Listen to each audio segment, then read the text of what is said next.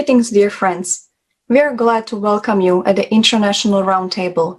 We continue discussing vitally important topics raised at the International Online Conference, Global Crisis, This Already Affects Everyone, which was held on the 24th of July, 2021 on the platform of ALLATRA, International Public Movement.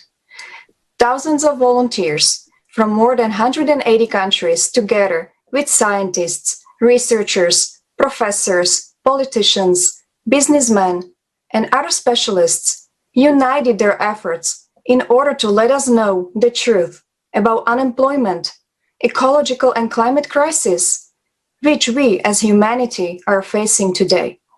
This unprecedented global event was simultaneously interpreted by volunteers into 72 languages, so that millions of people worldwide could finally hear the truth. And it was heard. A lot of people were impressed with what they saw, and they already joined the preparation for the next conference, Global Crisis, Time for the Truth, which will be held on the 4th of December, 2021. Together, we will reveal even more facts and details about the approaching environmental and climate disasters, and what is more important, about the only way out.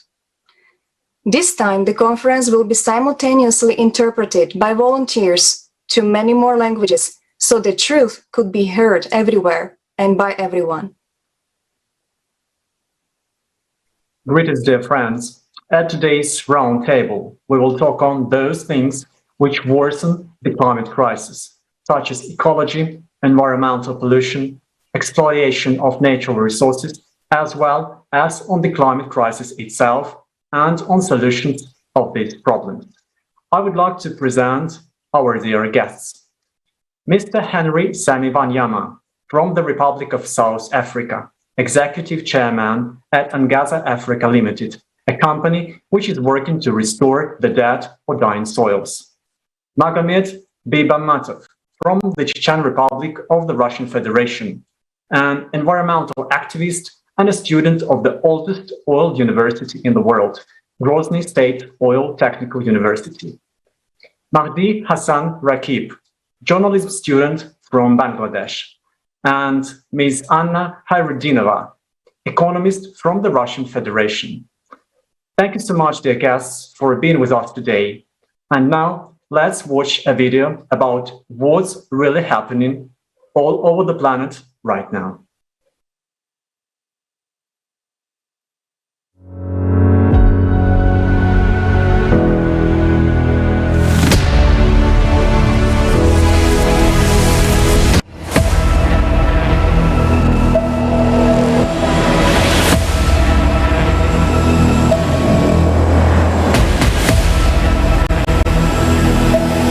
Modern civilization has entered the stage of instability and global crisis. The future has already arrived. In the field of artificial intelligence, I really understand that today we see tremendous opportunities and possibilities.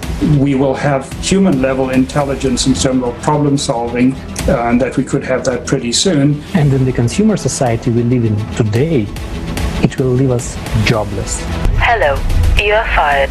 Every owner of some corporation will create a number of machines, fill it with artificial intelligence, so a human being will simply become out of demand in this chain. Millions of people around the world have already become climate refugees. The events are developing at a shocking speed. The force of cataclysms is growing in progression. Their frequency is increasing every day. What you can see here in red are the amount of this particular characteristic of the planet, that is left. And we can see that in many cases we have lost more than 60, 50, 60, 70% of this particular ecosystem or species. We're eating our planet. Maybe it's time we realize our responsibility and solve our problems together. Because sudden large-scale natural disasters occur on the planet on a daily basis. And there are fewer and fewer safe places. Soon, everyone will be hungry, barefoot, naked, Because of consumerism, we are the generation that will see it through. Either we can stand up to it, or it will end with us. 180 countries on the platform of ALLATRA International Public Movement. It is broadcast live on thousands of YouTube and other streaming channels. Moreover, thanks to volunteers from around the world who understand the importance of this event, the conference is simultaneously translated into 72 languages. The main value in a creative society is human life, the life of your children, your loved ones. Only together can we find solutions. And we all want peace and happiness. And together we can create this world.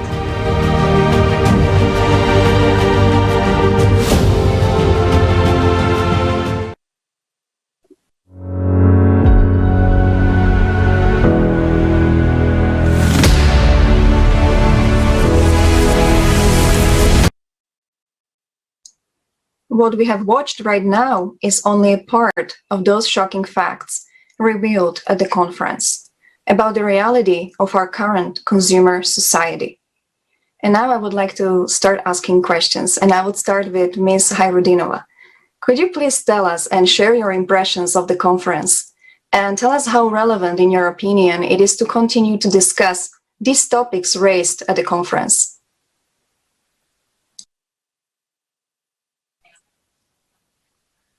Здравствуйте, друзья! Рада сегодня поделиться своим мнением. Hello, dear friends. I'm very glad to share my opinion about the conference Global Crisis. This already affects everyone. And I can say that this conference is vitally important for everyone.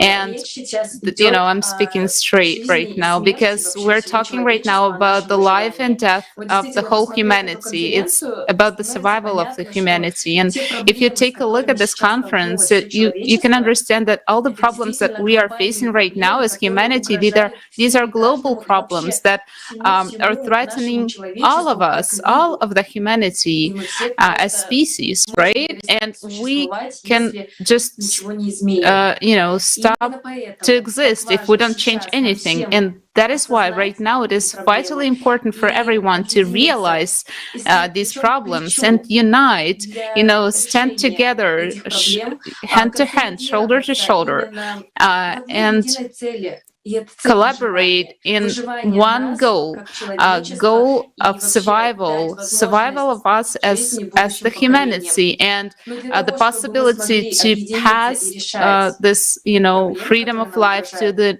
coming generations. And in order to basically resolve all those problems, we first of all need to realize that we do have them. And that is why this conference is so important, as it uncovers and reveals all the facts and data that currently are taking place on the planet Earth. And the situation in the world was given as a whole thing. We could see the facts from different spheres of our human life so that we could understand that the situation right now is not locally important, but it is of the planetary importance. And right now, we all together need to unite to fix these issues. Ms. Hayrudinova, thank you so much for your feedback. It's a pleasure that you are among those people who do understand the seriousness of the current situation in the world. And now I have a question to Mr. Bibamatov. Mr. Bibamatov, what has impressed and touched you most of all at the conference? And in your opinion, how vital is it to continue discussing topics raised at the conference? Здравствуйте, повторюсь. Hello, dear friends. So I would like to repeat that I deeply agree that informing about these problems should be in the agenda, should be the most important agenda everywhere, because if we do not spread this information that really these problems concern every person. It's not like they concern people of some country or some city. It relates to everyone, all of us. It is about economics, about healthcare, about military stuff and so on, but what concerns the climate is actually the trouble that comes to our common home, to our planet Earth, and it must be saved. Therefore, this conference, these roundtables contribute greatly to solving of this problem. That's what I wanted to say. Thank you so much. Thank you so much for your feedback. And now I would like to pass the word to Dr. Vanyama. And I would like to ask him, could you please share your impressions of the conference? And also, in your opinion, how vital is it to continue raising these topics to create awareness in the society? I think it's absolutely important, particularly at this time, to focus on issues that are affecting and degrading and damaging the planet, which is our only home. We don't have any other home. This time is particularly important in the sense that many people have now been distracted from the main issues to a lot of either politics or threats, whether it's COVID-19, whether it is who wants to fight who. And we have been taken away from discussing issues that are or existential threats related to climate change. And the level of ignorance within society, among society, wherever you look, it's not just confined to one continent, is so high that we need now to draw people in. We need to get people to start understanding that whatever they do at an individual level contributes, if it's a positive activity, contributes a positive input to conserving our environment. And so it's not something you can leave for anybody. So these kind of discussions around what is happening, which is always hidden from majority of the people, is absolutely important at this time when social media has taken us away from the things that we should be grappling with on a daily basis. So we must continue. We must bring in more people. We must inform. We must educate so that people understand what is happening in the environment and what is causing it, how they are contributing to it, or how they can contribute positively or change. If it's a degradation, how can they get involved to turn things around? So I find discussions around that to be absolutely necessary, absolutely important, and things that needs to be continued to reach more people around the globe. Thank you. Thank you so much, Dr. Vanyama.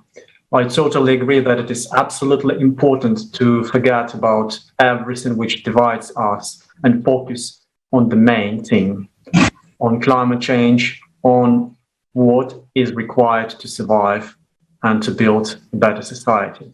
Thank you so much. Mr. Rahib, question for you. Could you please share with us what touched you most of all during the conference? What points from the conference you'd like to share with the others around you? Thank you very much. It's my great pleasure to join this interesting roundtable. And as a translator, I watched this whole unique global conference, and I think the most amazing part of this global conference is that is simultaneously translated in 72 languages. And I think there are a lot of topics that arise in our international global conference. One researchers, one scientists talk about the artificial intelligence, climate change, natural climate disaster, and refugee crisis. And I think natural climate disaster and refugee crisis are most acute problems in nowadays.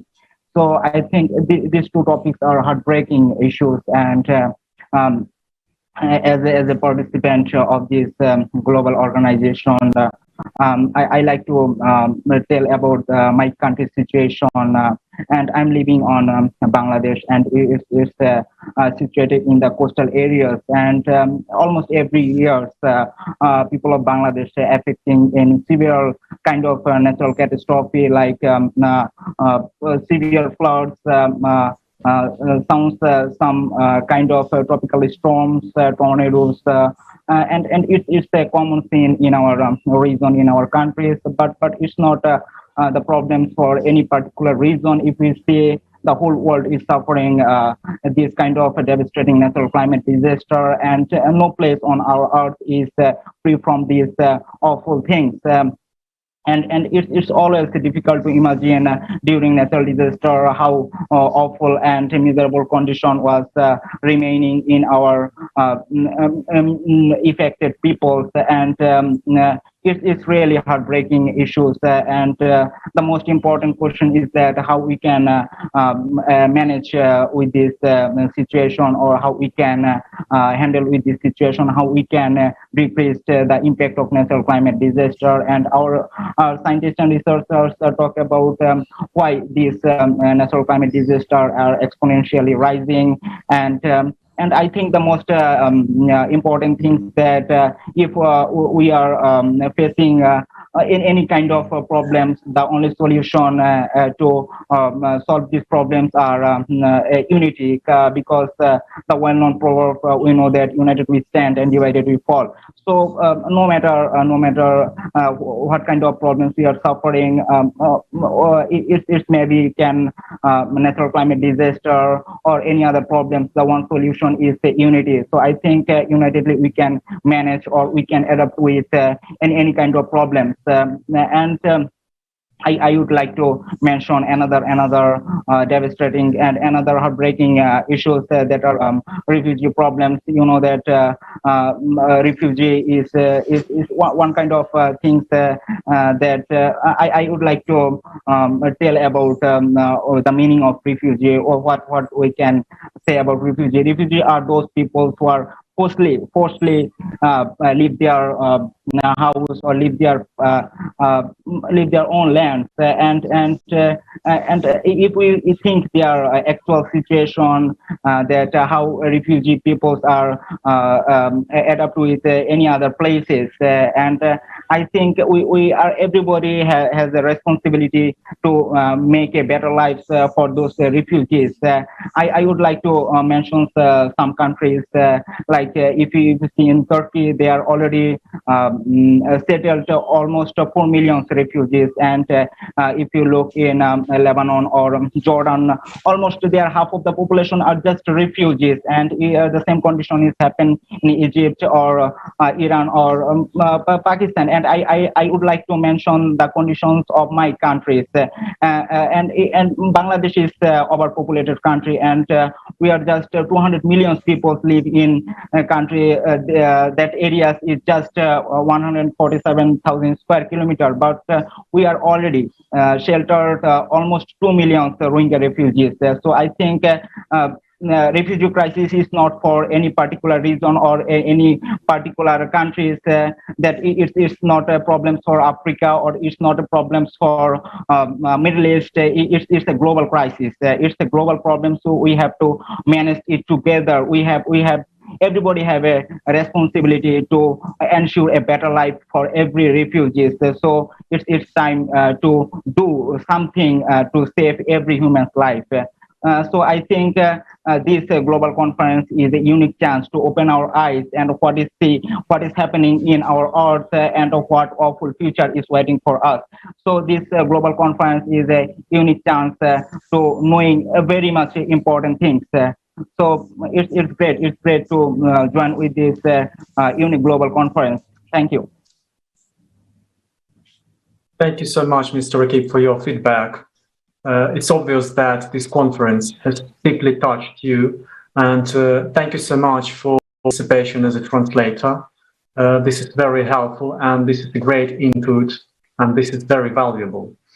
Of course, it is pity that your country has already faced climate cataclysms, and we hope that altogether we will be able to change the situation. Definitely, the conference, which was held on the 21st of July, was a significant event which opened the eyes of millions of people worldwide and gave understanding of the real situation in our society and on our planet. We have already crossed the line in our indifference and greediness, and we have almost completely destroyed our home, and yet we are divided, helpless, and exposed to the coming climatic catastrophe with no shelter. The time has come to make a conscious choice, which will still have a little time.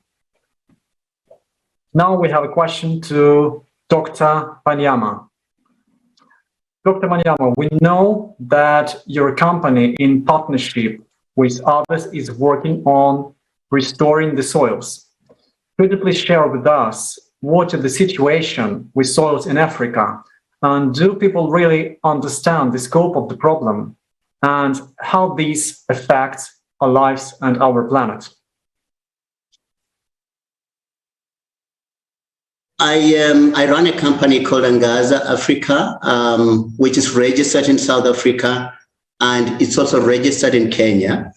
I just didn't tell you from the beginning that I'm a Kenyan citizen residing in South Africa, and so I work in both countries. Our companies, both of them are private companies, so we strive towards making some profit in the work that we do, particularly in the agricultural sector. So we run agribusiness. And in agribusiness, soil is absolutely important because you've got to rely on that to plant crops. Unfortunately, in Africa, since independence, the 60s, the 70s, and the 80s, we had a heavy usage or practice of industrial agriculture where heavy synthetic fertilizer was used. So most of the soils were bombarded by the high concentration of the fertilizer, whether it was nitrate, focused or potassium, or that, and that has had a very huge impact. Just to share with you one fact, South Africa at the moment has about 4 million hectares, which is declared as bad land. That is land that would otherwise be used for production of food for human beings, but it's now bad land because the soils are dead. The material within that soil is less than 0.02%. The norm is supposed to be 2% supposed to be 2% of the soil, but it has depleted over time. And the heavy usage of synthetic fertilizer is actually encouraged by big industry because it's business for them. And what has happened over time is that they have conditioned all farmers at every level, small, big, large-scale farmers, so that without using their product, you cannot produce anything. The soils are dead.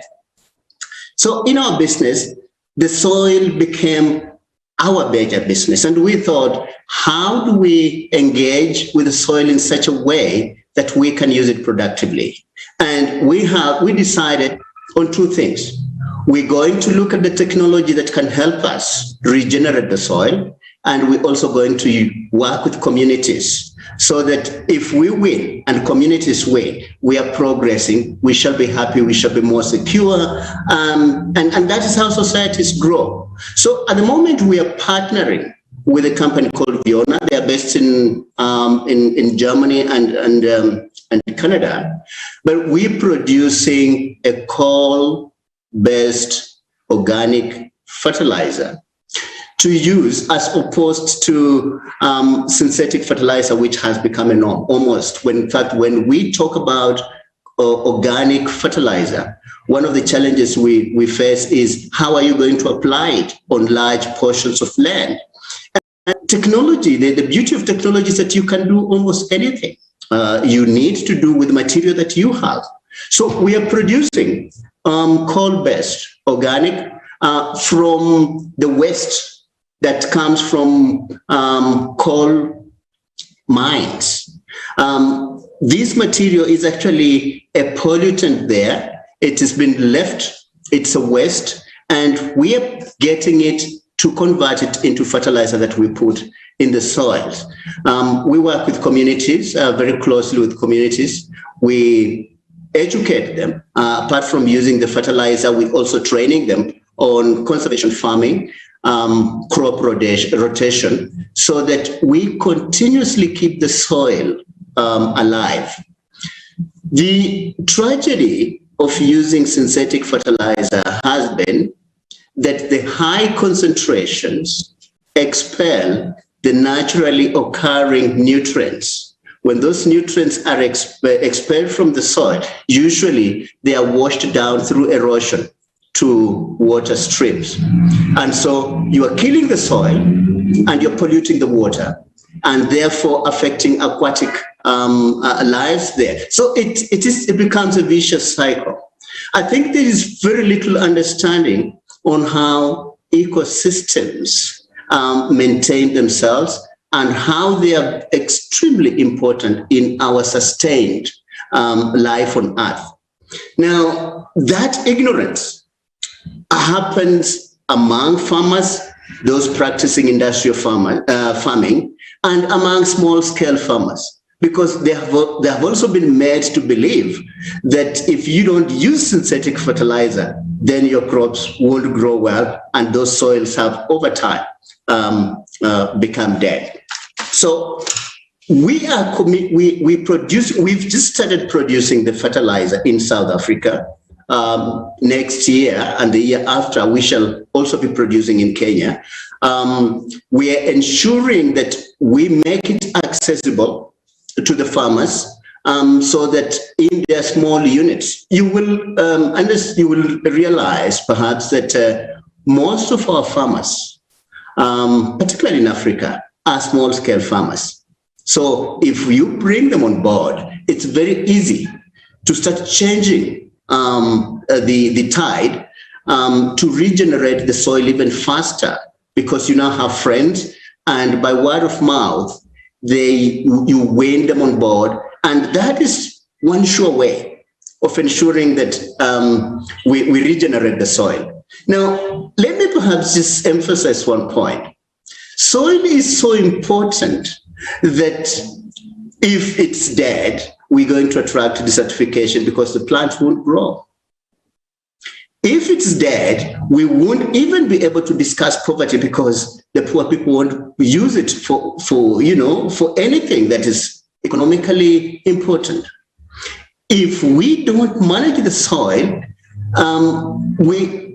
the spin-off or the negative impact of killing the soil ranges not just from economics, but also on security, because hungry people cannot be friendly and they would want to look for something to eat. So it's absolutely important that we focus on the fundamentals, the foundations upon which human life depend. And soil is critical in this sense. So in our company, our spiritual mission is to ensure that everybody benefits from this. Our economic mission or business mission is to ensure that we generate. When we grow in business, our communities are also growing in their business. If a community grows in business, we are sure of getting the market from them. We are sure of the support. So we're supporting them so that they can support us.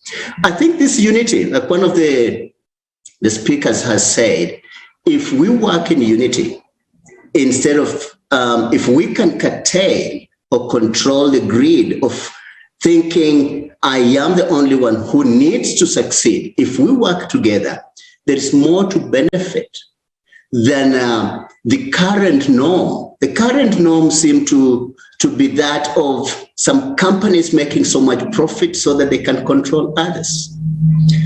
I think we must agree that we can work in unity and prosper the human race and progress the human race.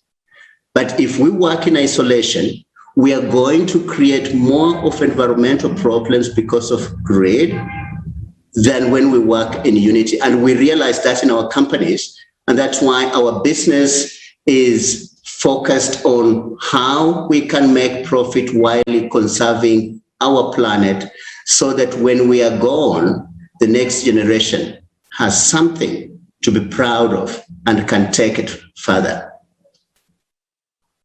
Thank you. Thank you so much, Dr. Wanyama.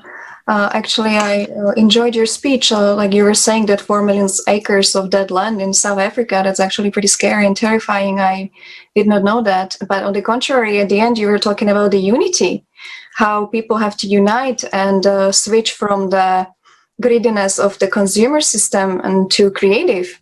That's the way out. And thank you so much for that. And most of people think that environmental pollution is something which is clearly visible. That pollution means just like mountains of garbage or some, dirty dead rivers and so on. But nowadays, pollution has become more and more pervasive. And today, almost everything we can see around is unfortunately polluted in some way or another. For instance, I recently read that in our human body, there is so much nanoplastics that if we can actually put it all together, it's the size of a credit card. I'm pretty sure that's not very good for our health. And this is one of the effects we actually cannot see. And this is actually far more dangerous than we can imagine, this invisible pollution. And now I would like to pass the question to Mr.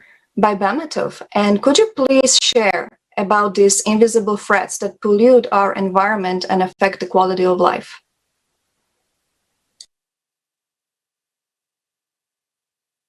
Yes, right. Like you said just now, it is very true. There exists many cases of utilizing disposal of garbage. We are well familiar with these disposal methods, but the main ones are three. First is garbage dumps, garbage sorting, and garbage incinerators, and so on and so on.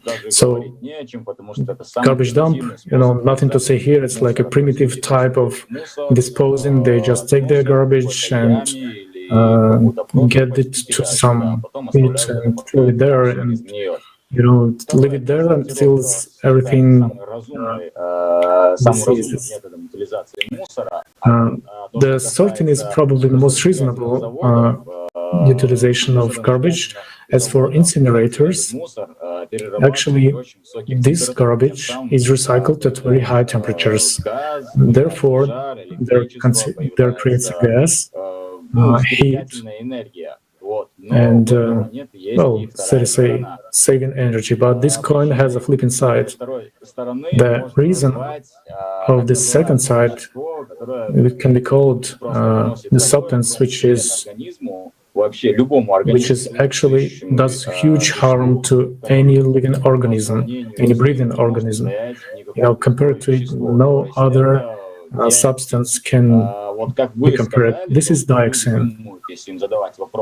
You said that people, if you ask them questions like what they think about environmental problems, they think about the kind of mountains of garbage and so on, but actually dioxin is a very highly toxic substance that can penetrate into the organism. And I will clarify how it's produced. It is actually produced during the incineration of garbage. There is a certain norm, permissible rate at which the body can somehow resist this dioxin, and this is due to the fact that dioxin is produced during volcanic eruptions and during seasonal fires that occur not through the human fault, but they're wildfires. It's called by nature. So there is a certain norm. But incinerators, there are so many of these factories like incinerating garbage that the dioxin has been so much increased. I will not probably talk about all harmful qualities of this substance because it will take maybe 2 to 3 hours, but to speak in short, when it gets into the human body, it begins to move very quickly. It's spreading like a virus, like it starts to look for the weakest points. It might be reproductive health, it can be immune system, it could be hormonal system, kind of disturbances like cancer cells and so on. They even penetrate blood-brain barrier and enter the brain. So then it starts producing enzymes, supposedly that should fight this dioxin. But in fact, there is no enzyme in the human body that can, in any case, destroy or somehow, partially destroy this dioxin molecule. So one part is, one example only is when a woman gives birth to the child, then a child is born with certain pathologies. There's a certain case, there was a farm and an incinerator plant was built there. So there was a farm, with cows and milk and so on, but some smart guys built this incineration plant there, and people who were supposed to watch over its activity, monitor the ecological norms and so on. There's an environmental police that can check this plant and so on. But this plant was kind of abandoned and not taken care of, and that's when farmers had a question. The milk that they got from cows had very strange taste, and the concentration was quite strange too. So newborn cows began to die. Then it turned out that when they turned to veterinary doctors, they proved that animals actually were born with cancer cells, with problems of blood pressure, problems of blood cells, respiratory system, nervous system, and they were doomed to certain death. So right now you can, think dioxin, what it is, I never heard of it.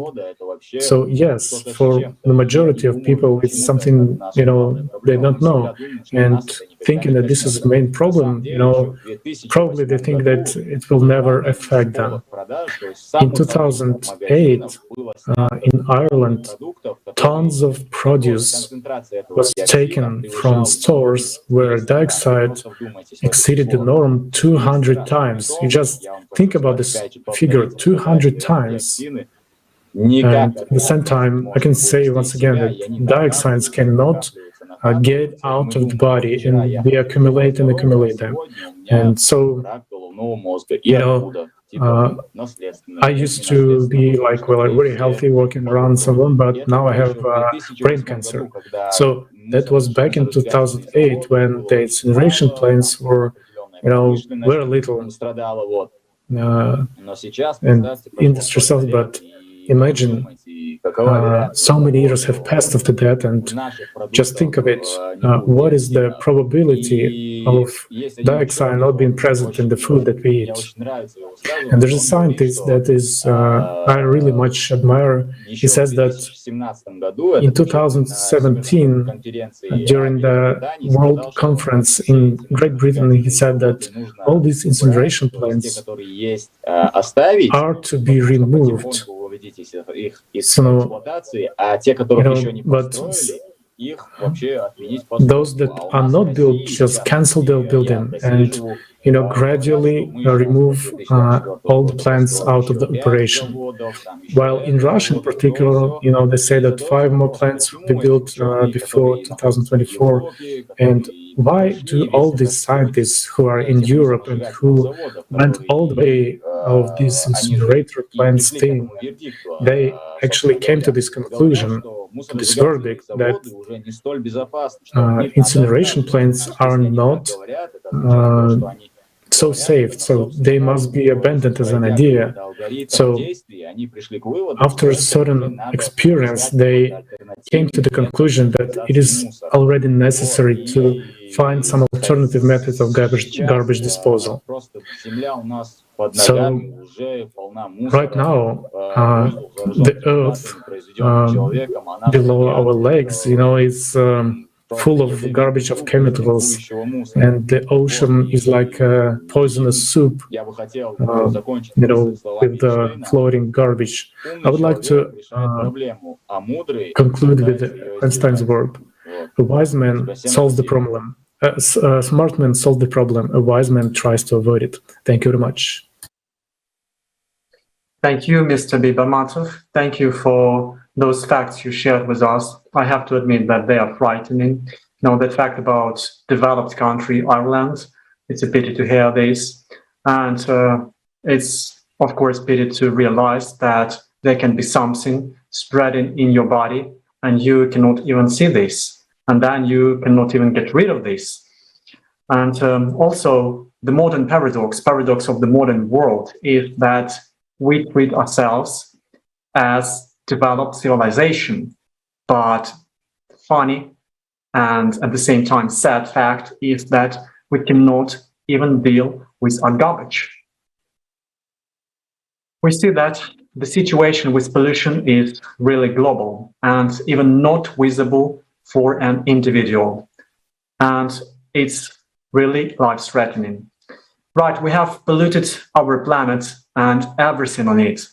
But thanks to the information provided at the conference, we realized that there is even a much bigger problem, which we currently not ready to deal with at all, the climate crisis. Let's find out a bit more about that.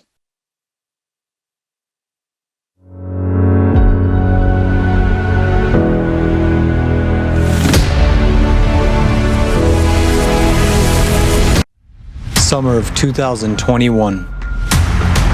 Fires, floods, hurricanes, and abnormal heat waves. What is happening to the planet? You are used to hearing that global warming on the planet is due to human activity. The truth is, the problem is much more global than that, and it is rapidly gaining momentum, and there is nothing we can do to control it. The reasons for what is happening are within the planet, which has entered a period of global cataclysms.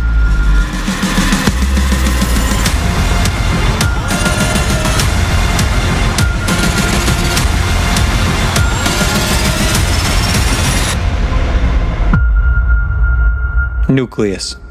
In 1998, a drastic shift of the planet's core was recorded. After that, the GRACE satellites and instruments on the Earth's surface detected an abnormal expansion of the planet at the equator, as well as heating from the inside. Because of the displacement of the core, it is unbalanced. With its vibrations, it creates shock waves, which are manifested on the surface of the planet by increased earthquakes and cracks on the Earth's surface. Through these cracks, a large volume of water escapes into the bowels of the planet. Molten magma rushes to the surface and heats this water. The water evaporates and escapes into the atmosphere. These enormous masses of water fall down in the form of sudden torrential rains. As the planet expanded, new continental rifts began to form. The number of volcanic eruptions increased. Significant tsunamis, including catastrophic ones, tornadoes, tropical storms, and hurricanes became more frequent. Floods and wildfires have become part of the daily news. Since 2015, the situation has become even worse. And today, the deformation of the planet continues to escalate enormously.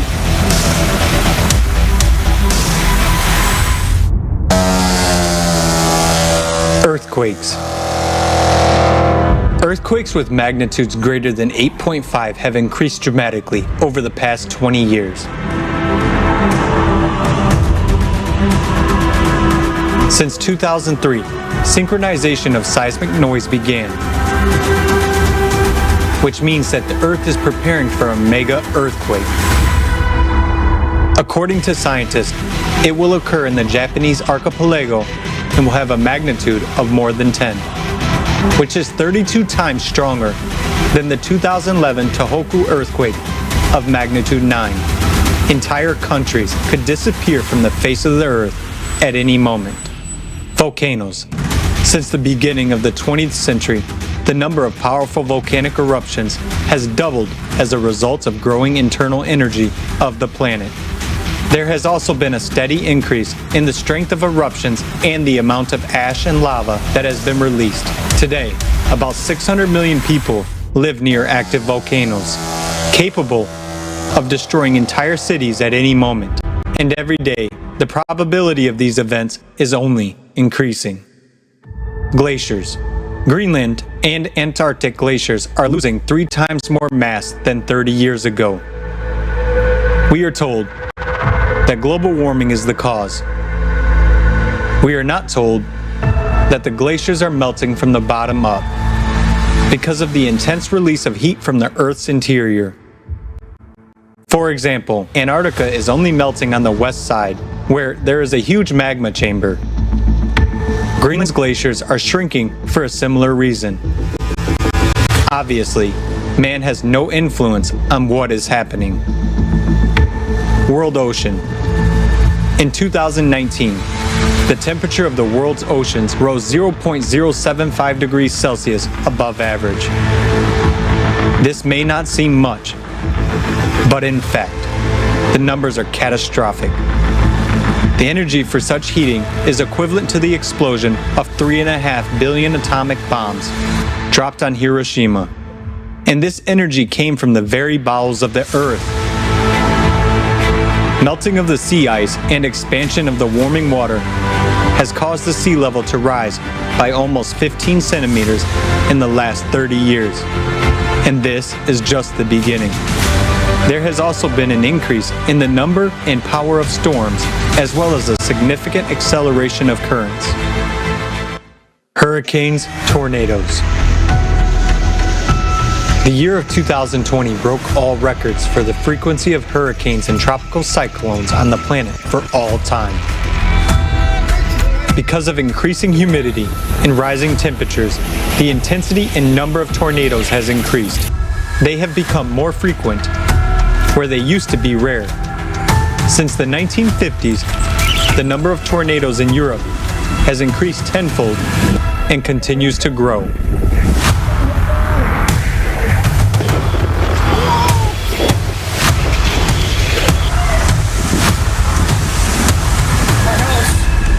It's freaking destroyed, Josie! Temperature anomalies and records. According to the data prepared for the IPCC report on climate change, over the past 140 years, the average temperature on the planet has risen by 1 degree Celsius and by 3 degrees Celsius in the Arctic. And we can already see the catastrophic consequences right outside the window. The period since 2000 has accounted for 19 of the 20 hottest years on the planet in the history of meteorological observations.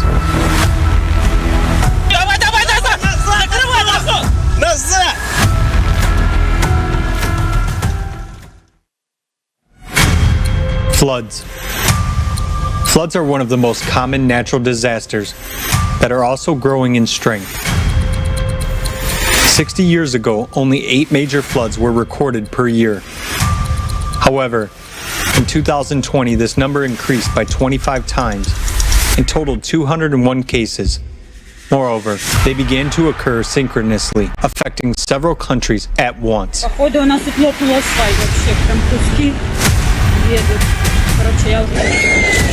According to the National Oceanic and Atmospheric Administration, NOAA, the number of floods in the U.S. has increased by approximately 100% over the past 30 years.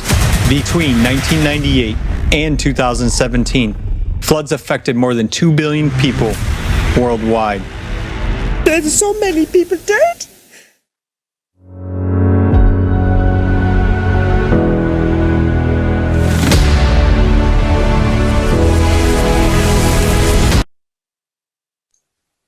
Already today, millions of people have become victims of climate catastrophes and were forced to leave their homes, their countries, and even continents. The raging force of climate disasters didn't care about their status, their nationality, or any other affiliations.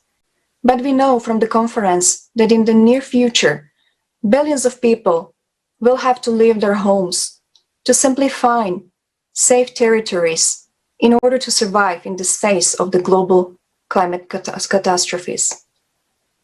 And now I would like to pass the word to Mr. Rakib and ask him a question.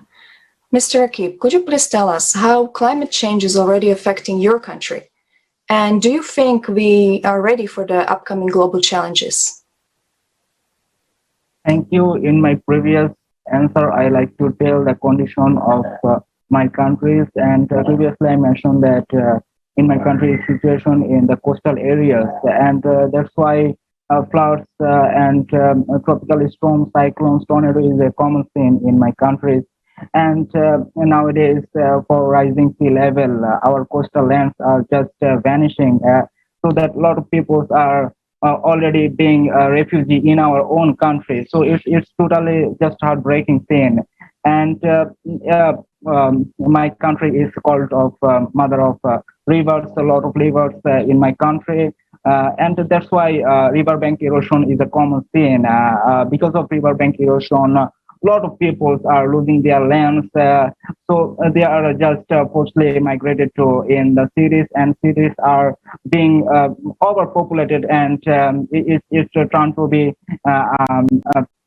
it's just awful things are happening in my country, and natural climate disasters are actually severely destroy our communities, and it's really awful things that are continuously suffering in our whole population. And in our global conference, we see that it's not the common thing in any particular region like coastal areas. It's happening in the whole world. Even we see floods in Europe, severe floods happening in Germany, France, Belgium. So it's not the particular natural climate disaster happening in the particular region. A lot of natural calamities are happening in the whole world, and on the videos we are seeing that these kind of natural climate disasters are exponentially rising, and so it's matter of alarming that we have to be conscious about our nature. We have to be conscious for our future, because natural climate disasters are destroy our whole community. It's creating humanitarian crisis. So it's the most important things that to our people about natural climate disaster and climate change. As a journalist, I am seeing that a lot of people don't believe about the climate change. They think that it's the really fact, false or fake things. But the climate change is real, and it's happening right now in all over the world, and no people, no place are free from this awful impact of natural climate disaster. And I think this global conference is really, really important and really necessary to informing people all around the world, to informing how natural climate disasters are destroying our earth, our only living place, because earth is our only living place. We can't move in another place for living. It's our only place for living, so it's our responsibility to save our earth. It's our responsibility to save all humans from this awful natural climate disaster.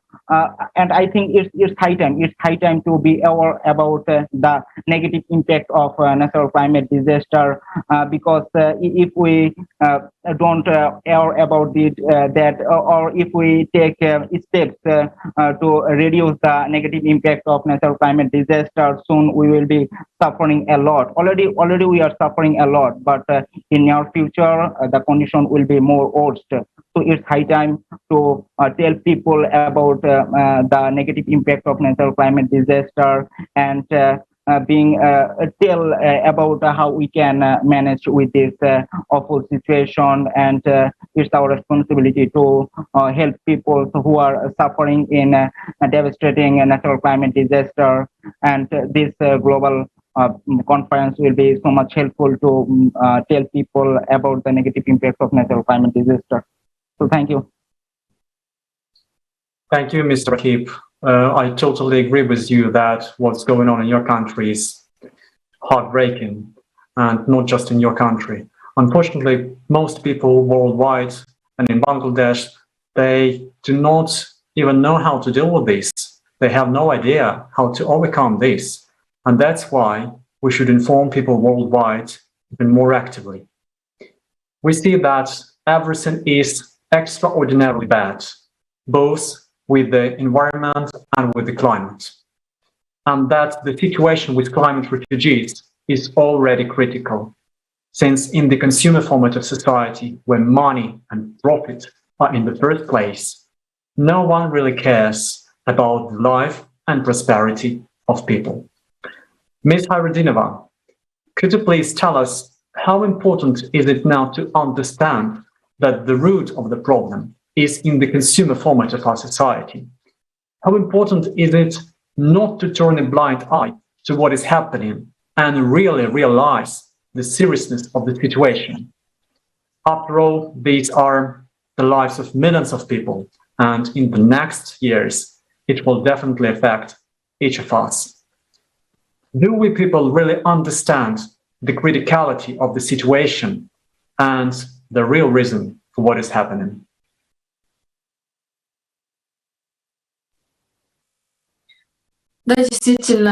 Yes, indeed. During the conference that took place on the 24th of July and today during this roundtable that we're having, the problems that we are currently facing were voiced, we as all humanity on the planet Earth. But do we really realize the true cause of this critical situation that we're in right now? It is really important for us, in order to change at least something, we need to realize the cause, the root of the problem that causes all these problems, all these issues. And the root is the consumer format of society, such a format of society that we built with our own hands. Maybe someone can say that the consumer format of society doesn't really affect them, because you need to think positively, you need to surround yourself with kind and nice people who are creating something, who are building something locally. But to be honest, the consumer format of society affects everyone, every person. And sometimes we doesn't see it, but it really is happening around us. If we touch upon any sphere of our human life, the consumer format of society penetrated it. The format of society where, on the first place, there is benefits, money, but not human life and human safety. Currently, human life does not worth a thing, right? We all are facing the fact that the healthcare does not really have an aim to cure people. It is aimed at basically selling medicine and drugs to people. The education is not aimed to basically educate people, but it is aimed at bringing up people who will be good to rule, right, to manipulate. And every day we see how the prices are basically rising. And who does that? Who did that? We did. We basically shifted our responsibility. We shifted it. The responsibility of taking actions, of making decisions. We passed our right of voice to others, but to the benefit of whom? Do they take these decisions for the benefit of people? No. The ones who are right now ruling the world, they are the same people as we. And they are acting because of fear, because they're not sure in tomorrow. They are also afraid for the future of their children. They're not sure about the future of their family and their future as well. And because of that, they basically do not listen to their consciousness, right? They're not acting from conscious. And no one who is right now in power cannot cope alone with those global catastrophes that are threatening the whole humanity. Only by uniting our efforts, we will be able to change it.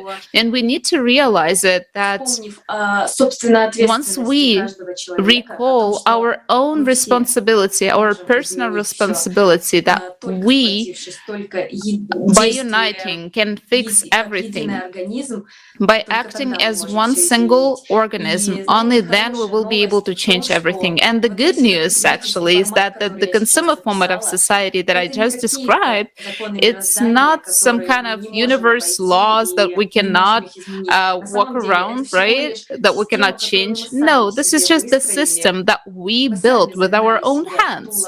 We basically caught ourselves in the trap of the consumer format of society, in illusionary trap that we cannot free ourselves from, because we don't believe that we can live differently. But in fact, we can live differently. And the movement for the creative society is a great example of living differently. Thank you so much. Yes, thank you so much. The example of creative society is definitely the way to how we are showing the whole world that we can actually live together in unity and kindness and peace and love and friendship. And like you mentioned, to be ready to overcome the climate crisis, we really need unity of all people to deal with this challenge and to survive. It's possible to find a solution for such global issues only by uniting our scientific and human potential in order to bring some new technologies and to build society of a new creative format, where everything is directed at saving the life of every person on our planet. It is important that now every person who hears this is active. If we don't do anything, then this is just a choice. But there will be inevitable consequences. We will not be ready for climatic cataclysms, and this will cost us billions of lives. But there is another scenario: to build a creative society, and this is the only way out. Mr. Rahip, could you please tell us, how do you feel the importance, personal importance of informing people about the real situation in the world and informing people about the idea of way out, about the creative society? Thank you. It's my pleasure to ask these wonderful questions, because in my previous answer, I like to talk about the importance of knowing people about the natural climate disaster, because most of the people even don't know actually what's happening in climate in our whole world. So they are just undoubtedly just illiterate things they are facing with this awful natural climate disaster. So that's why at first we have to inform all peoples about what's happening with climate in the whole world and how we can manage with this awful situation. And you mentioned the creative society. I am already passing 7 or 8 months with this wonderful global organization, and I think the 8 Foundation of Creative Society is amazing. It's enough to say that why it's need to build creative society, because if you read the 8 wonderful Foundation of Creative Society, you can able to understand why the whole world is necessary to build a creative society, because human life is our first foundation, and everything depends on humanity, and human life is priority, because if you don't ensure a better life, a safe life for every human, there will be no things to ensure a modern civilization, because modern civilization will be depend on that every human will be living in safely, and every place on our earth will be safe, and every human will be sleep at night with a peaceful dream. So that's why creative society is important, because creative society are holding just humanity, and regardless of countries, cultures, religion, skin colors, no matter, we are just united. Our identity is one, that we are human. This is the main goal of creative society, to build a better life, better future for every human all around the world. So creative society is the only option to build a better life for us, for our next generation. So it's important to build creative society, because it's the only option to save entire humanity. Thank you. Thank you so much, Mr. Rakib, that you're a part of creative society already, and then you are already taking action, speaking at the conference and inspiring others that they can also talking about the truth openly, and then there is just no time to be scared. We just not right now have to unite and talk about it openly, and thanks to all of our guests, because that's so important that we can actually talk and unite. And now I would like to pass the word to Dr. Wanyama, and I would like to ask him, how important is it to inform people about the real situation which is going on with the cataclysms and our beautiful planet? How vital is unification and consolidation of people in order to overcome these cataclysms? I had alluded to this at the very beginning, that it is absolutely important. Most of what is happening, especially the negative consequences, the bad action that degrade the earth and the environment, which are responsible for what is happening, climate change and all that, are not known to many people. Now, I think we must recognize any person, any human being, any citizen who has good intentions must understand that big business has taken over the lives of many people. As one of my colleagues, the speaker, the lady mentioned, we have been so distracted from focusing on things that we can change that would make our lives better, to things that are fleeting. You know, you are told about a beautiful vehicle that has come that you need to be buying, when you know your environment is filled with filth, either from the city, or your rivers are now flooding in a manner that threatens your very home, something that you never used to experience 10 or 20 years ago, and yet you're not able to draw the association. So it is very important that we continue to spread the word that things are no longer the same as they were 20, 30, 40 years ago, and everybody has a responsibility.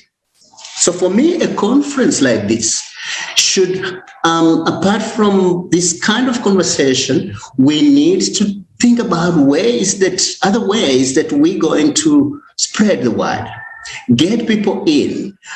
It is through unity, it's through understanding, it's through the acquisition of knowledge. It is by understanding the problem that is facing us, the danger that is looming, that we can be able to think creatively about solutions. And solutions are within and among us. The only thing is that we have to understand the nature of the problem so that we devise the appropriate solutions that can assist in solving that.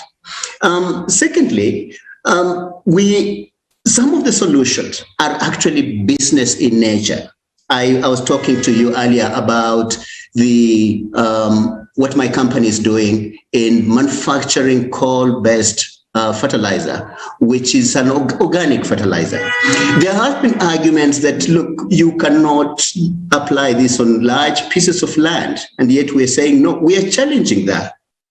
That means we can still attract people who are just focused on doing business, that there is a better business to do that will generate you some little money, but also go towards achieving a conservation objective. So we have to spread that message.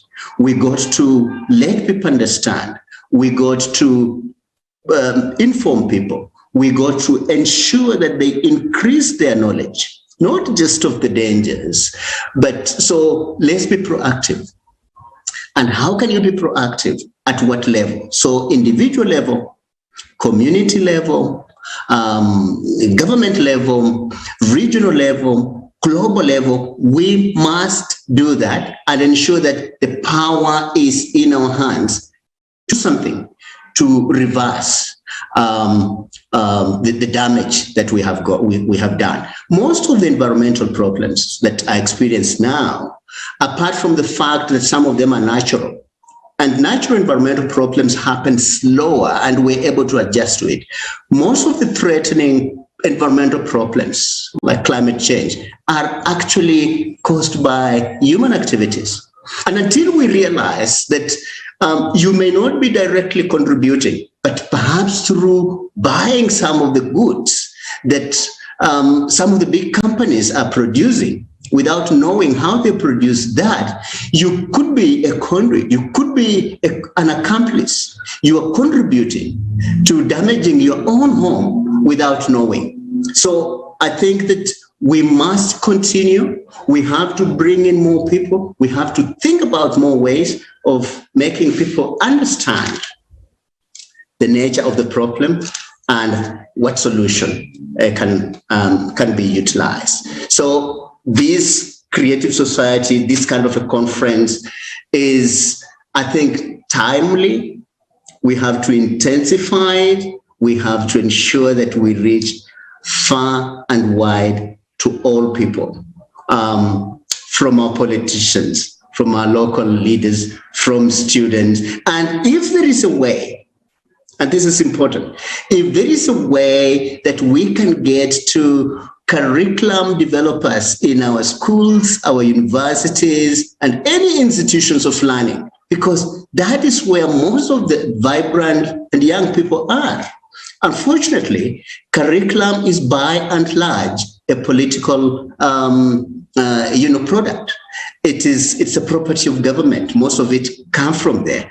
If we can have an influence there also through conferences like this, just getting people to understand, we shall start producing graduates that are more conscious, that are solution-oriented, that don't just follow the herd, don't do things because others are doing. I think we need more critically minded people who think about what is my role in doing positive, in doing good, in doing things that will, not continue to damage the environment, help communities. One of our colleagues talked about refugees. How do we live in a manner that will stop this kind of hardship, suffering that people endure because of the actions of others? So I thank you as conference organizers, and we need to do more. Let this just be the beginning, but there is potential to bring more people on board and continue to turn around the tide of degradation. Mr. Wanyama, thanks a lot. First of all, I'd like to thank you for watching the conference.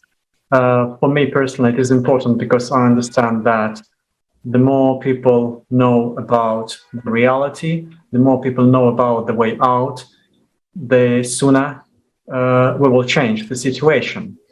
And thank you so much for taking actions, because participation in this roundtable today, it is an action, because this roundtable will be watched by a lot of people worldwide in different languages, and some of them, they may hear and accept what you personally told us, and this is a responsibility.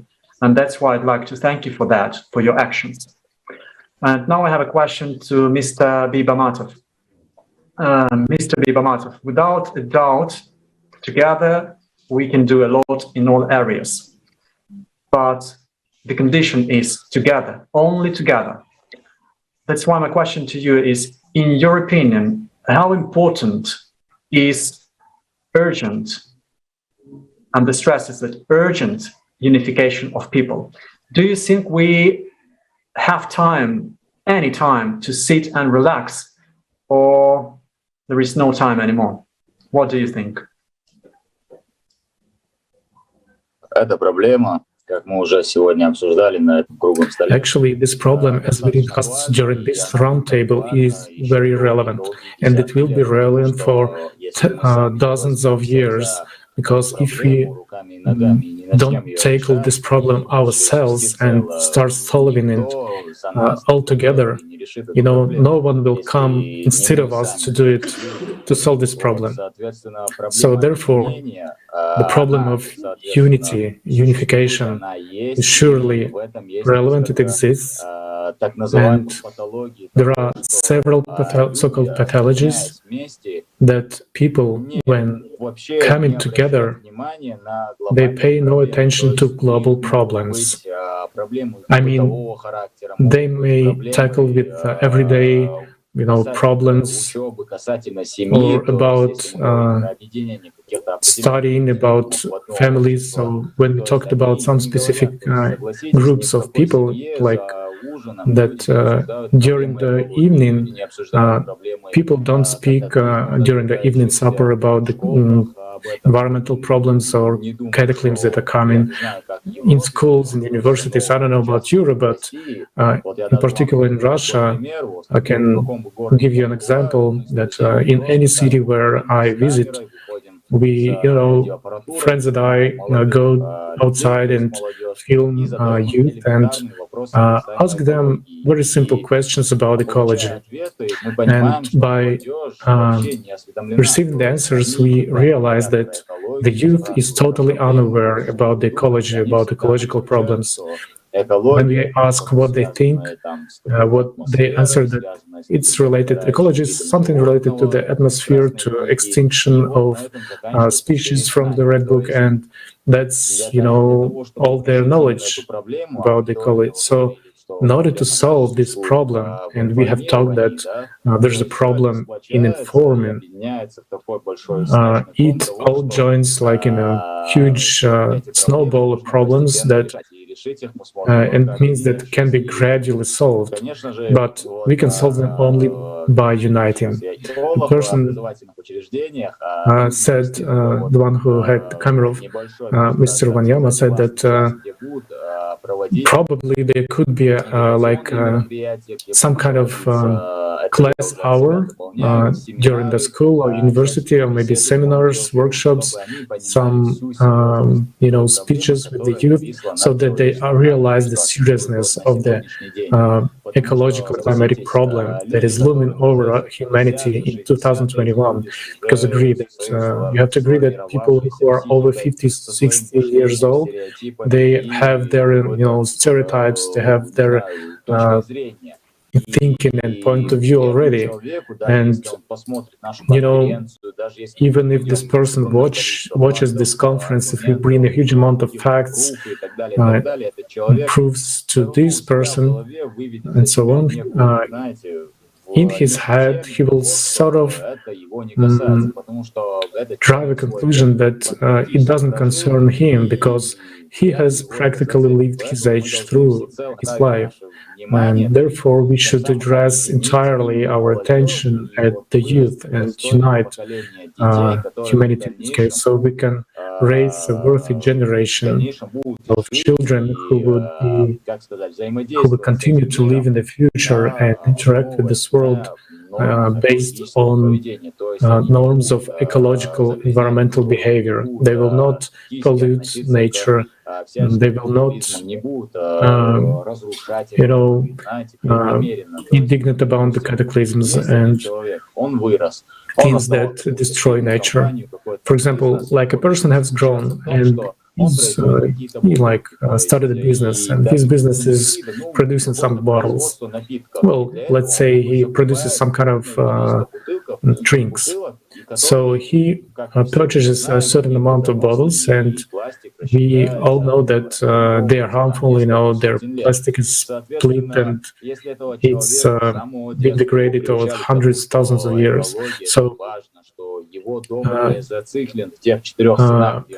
if this person in his childhood told the ecology more than his house, more than 4 walls around him, he will consider this knowledge and these norms of ecological security, and he will purchase bottles, of the second recycling or the third recycling, tertiary use. He would not buy new ones. So we can agree that a certain format of actions can be developed so that won't harm the environment, because what we do, it is connected with ecology. And on this ground, I can say that the issue of unification is very important. Thank you very much. Thanks, everyone. Thank you so much for your feedback. We really appreciate it. And we actually know what we need. And even you talked about it. You talked about the importance of unification, right? How important it is. And we know the world we want to live in, and we are just ready to build it. And we have 8 foundations of creative society, and we should just act. And the question is, how? And we would like to ask Ms. Hayrudinova, what simple actions can each of us take right now, irrespective of where we are, what language we speak, what nationality we are, and what conditions we live in?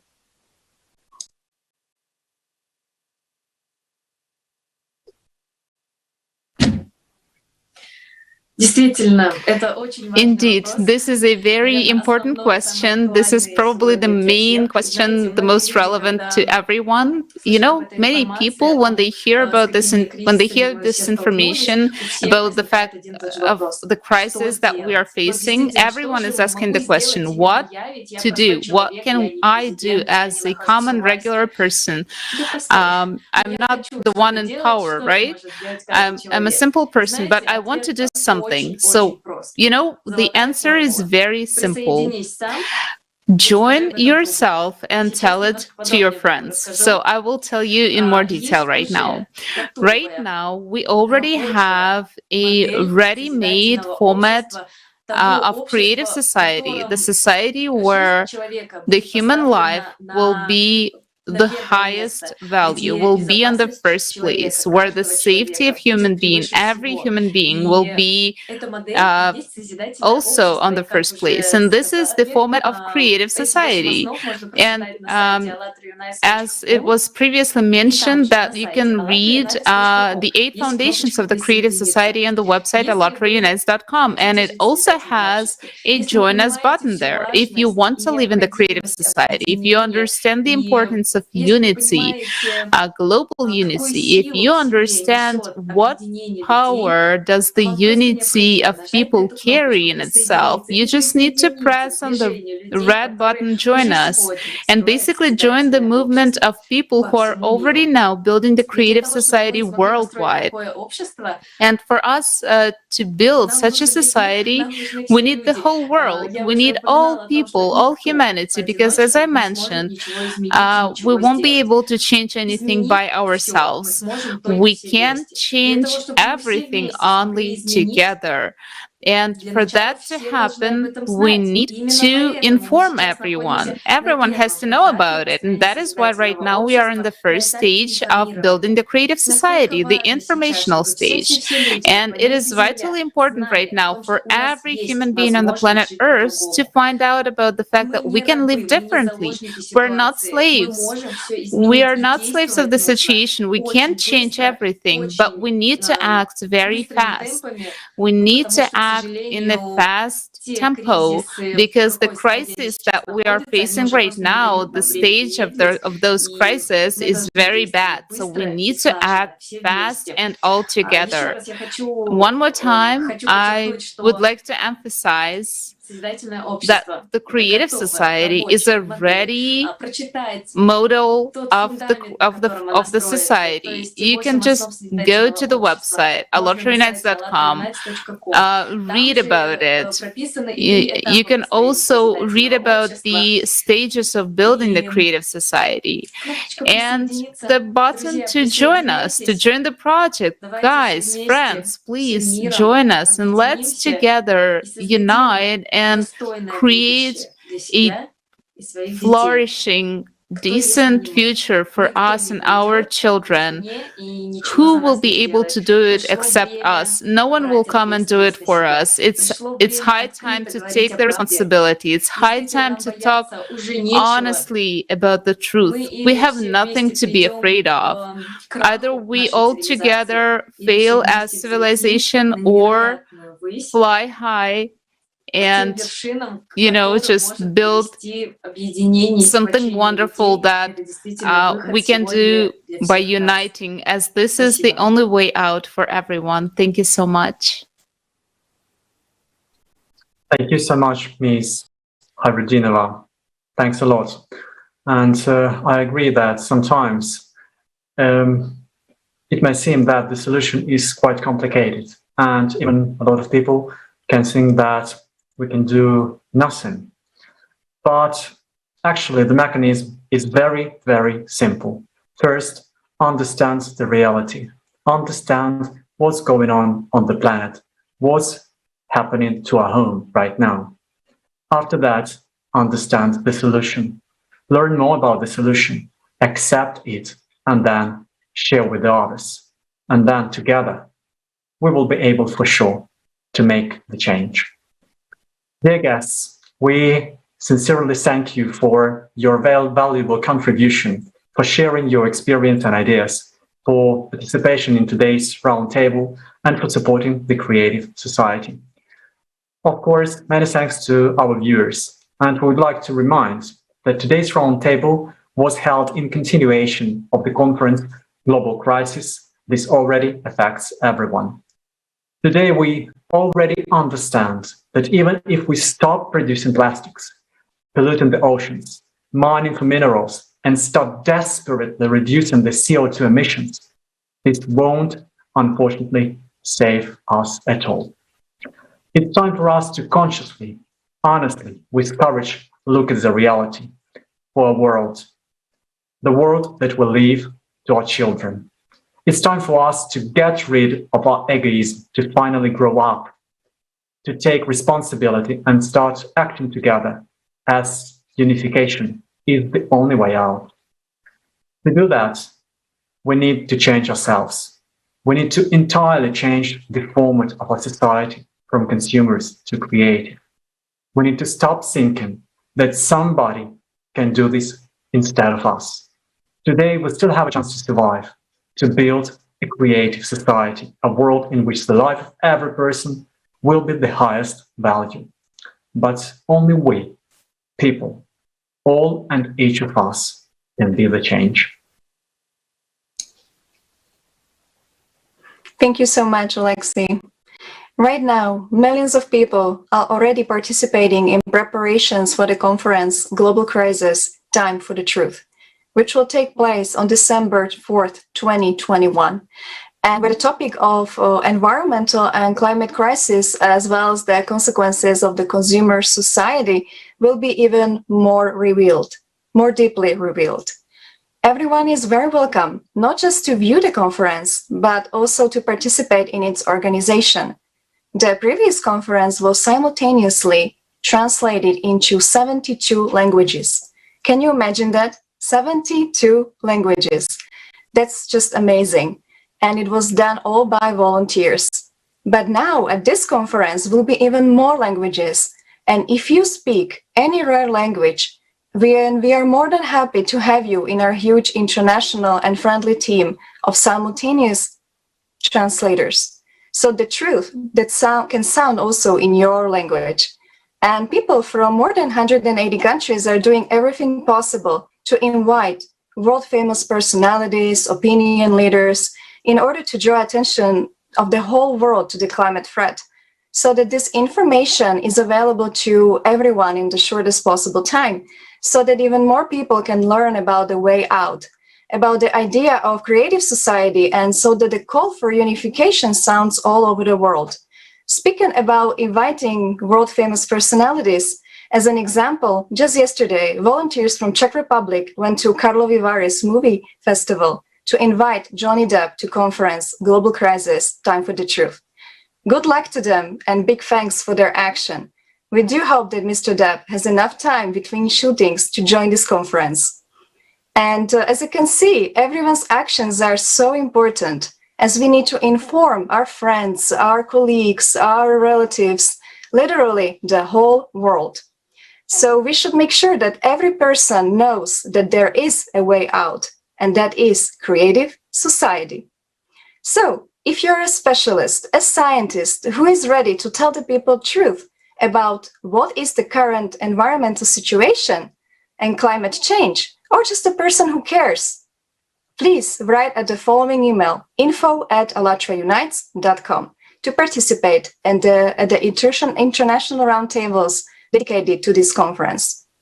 And if you haven't joined the Creative Society project yet, we would like to invite you to watch the short video together on how to do it, even though Anna just told us so nicely that there is a button to join the conference. We will actually show you a nice example in the video on how to do it.